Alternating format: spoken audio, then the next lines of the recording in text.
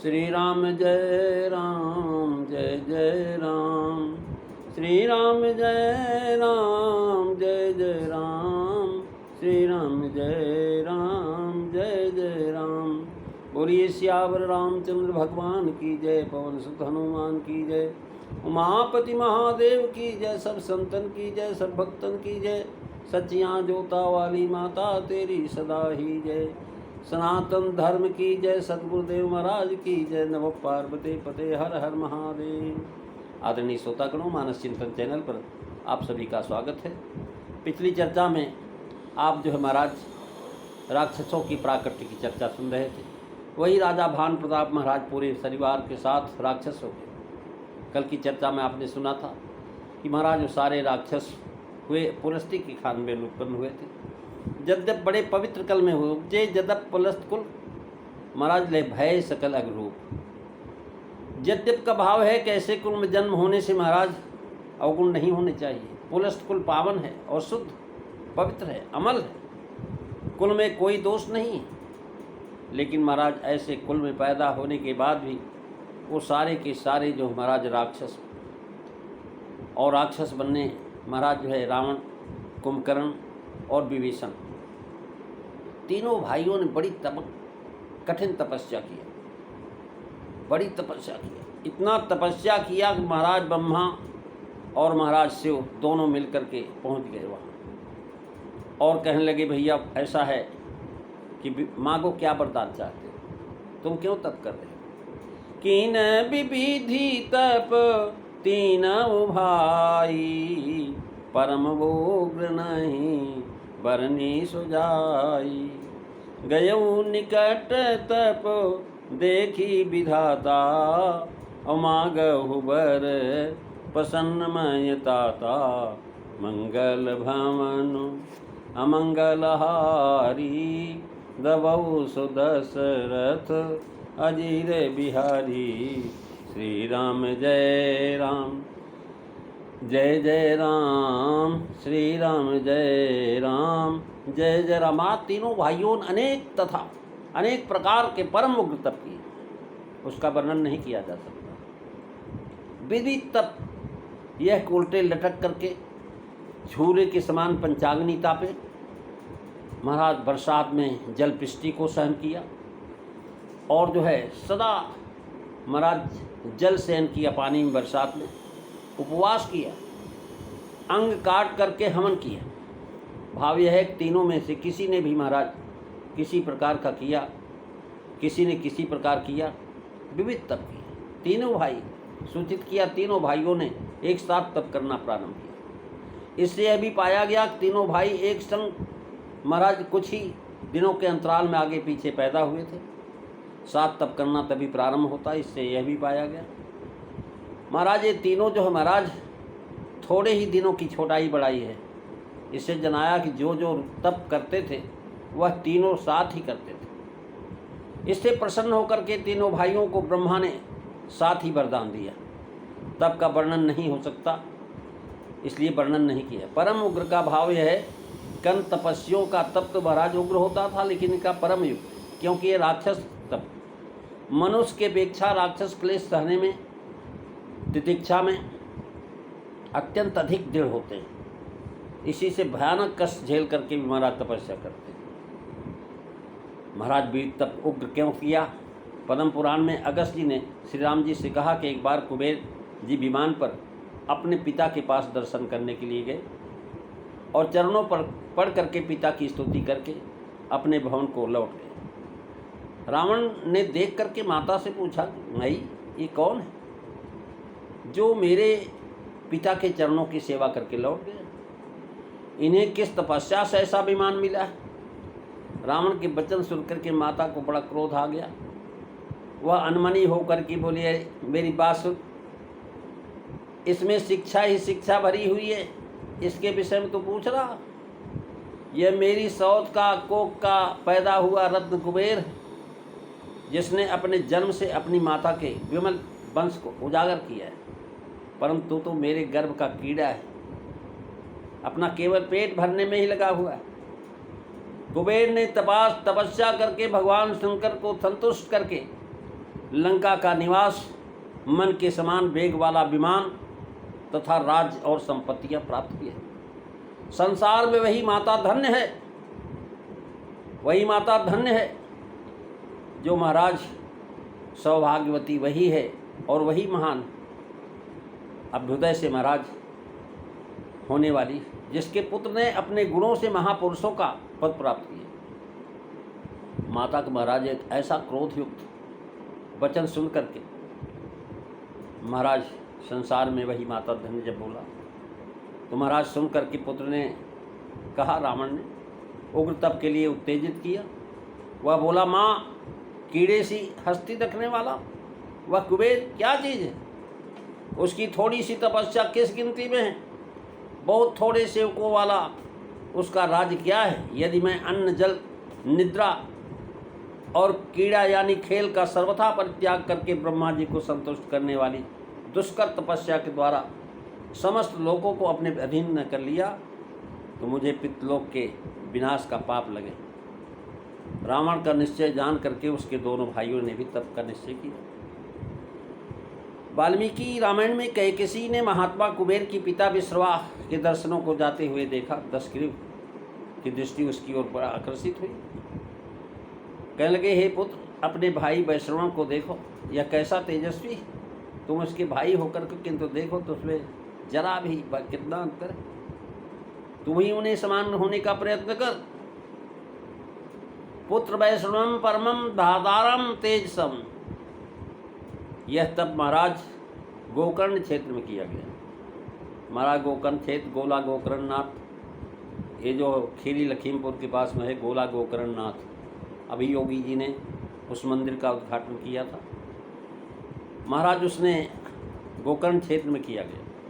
विविध तप महाभारत में जिन रावण आदि की कथा है उनका तप रावण 1 सहस्त्र वर्ष तक हवा पीकर एक पैर पर खड़ा होकर के 5 अग्नि सेवन करता था, तब करता था। इसके पश्चात उसने अपना सिर काट करके हवन किया। और महाराज आगे से ब्रह्मा जी ने वरदान दिया, उसे अनुमान होता प्रत्येक सहस्त्र वर्ष के अंत में वह एक सिर काट करके हवन कर देता था। और जब काट करके हवन कर देता था महाराज ये दग्धों ही तंग से अनुसमान होता है।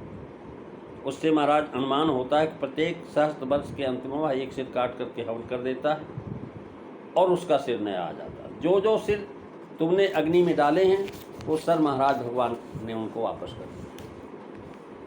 वो सब तुम्हारे इच्छानुसार फिर से हो जाएंगे। 9 बार सिरों का हवन करना स्पष्ट किया है। 10वीं बार जब वह 10वां सिर काटने को हुआ तब ब्रह्मा जी का आगमन हो गया। ब्रह्मा जी महाराज आ गए। अध्यात्म रामायण में पद्म पुराण में रावण ने सूर्य की ओर दृष्टि लगाए, एक पैर से खड़ा होकर के 10,000 वर्ष तपस्या की। महाराज वाल्मीकि ने विभीषण को धर्मपूर्वक पवित्रता से एक पैर खड़े होकर के महाराज तपस्या किया, 5,000 वर्ष नियम किया और जो है बैठ करके वर्षा सहन किया, वर्षा काल में वीरासन से। और महाराज इस प्रकार से 10,000 वर्ष तप किए। और जो है कह रहे हैं ऊर्ध्वबाहु होकर के सिर ऊपर किए हुए सूर्य पर दृष्टि जमाए हुए 5,000 वर्ष तक वेद पाठ करता रहा। इस तरह 10,000 तक पूरा हो गया। तो महाभारत के विभीषण जी प्रथम एक सूखा पत्ता खा करके जब करते थे, फिर उपवास करते रहे, उस पर रावण रहे।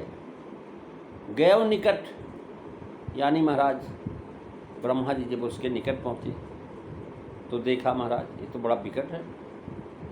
भावे के औरों का पराया आकाशवाणी के द्वारा वर देते हैं, लेकिन यहाँ निकट आए। कारण आगे कहते कि इनका भारी तब देख करके अत्यंत प्रसन्न हुए ब्रह्मा, इसलिए महाराज प्रत्यक्ष आकर के दर्शन दिए।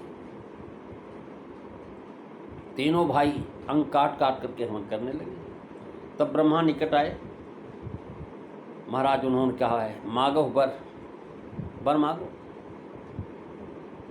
लेकिन रावण का ब्रह्मा का पुत्र है, इससे तात कहा क्रम से वर देते हैं। रावण ज्येष्ठ है इसलिए पहले उसी के पास गए। महाराज रावण से वर मांगने को कहा, कर बिनती पद गही 10 शीशा।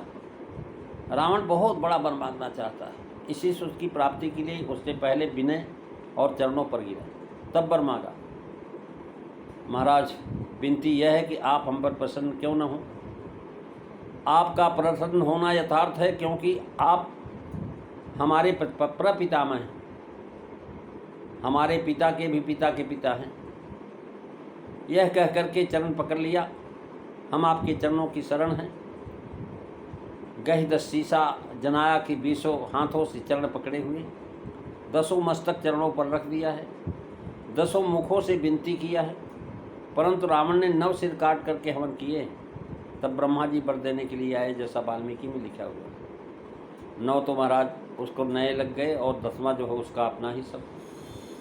कह रहे उसने वरदान मांगा कि हम काहू के मरही न मारे, वानर मनुजो जात दुई बारे। महाराज हम कहा बहुवचन, कहने का भाव कि हम तीनों भाई किसी के मारने न मरे, किसी के मारे न बने। इस कथन से सूचित हुआ कि रावण के हृदय में तीनों लोकों के विजय की इच्छा है। वानर मनुज जात दुई बारे, इन 202 को छोड़ने का भाव है कि दोनों राक्षसों के भक्त खाता है। और कहो कौन बसर करी बिचारा, नरक भालवहार हमारा।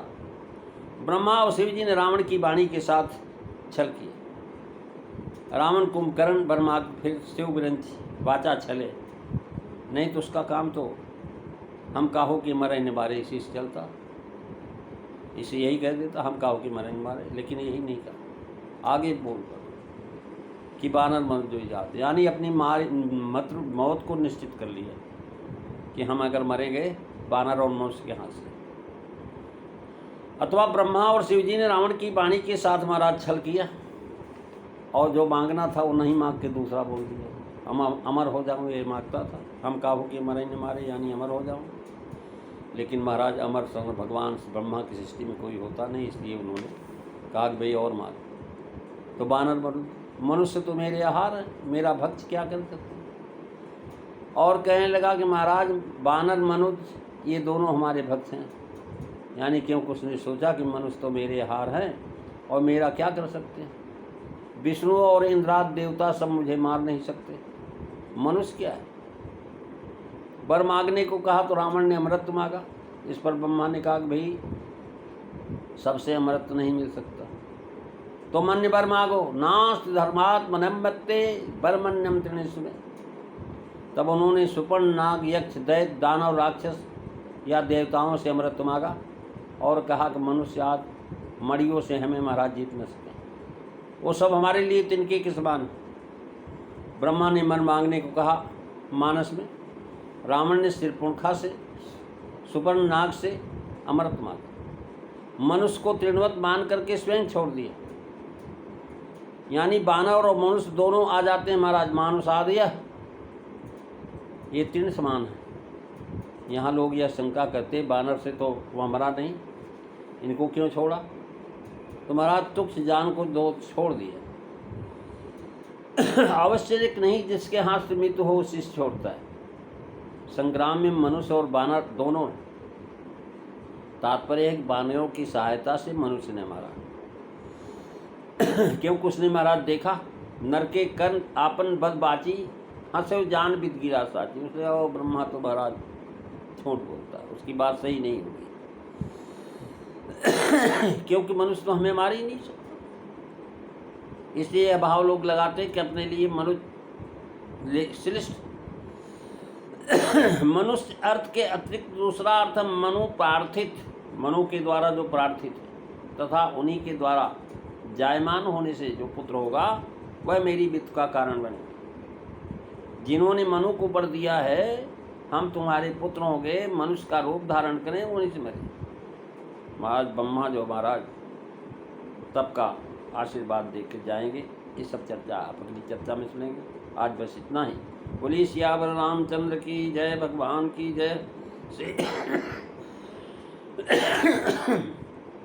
श्री राम जय राम जय जय राम, श्री राम जय राम जय जय राम, श्री राम जय राम जय जय राम। बोलिए सियावर रामचंद्र भगवान की जय। जय सीताराम। सभी को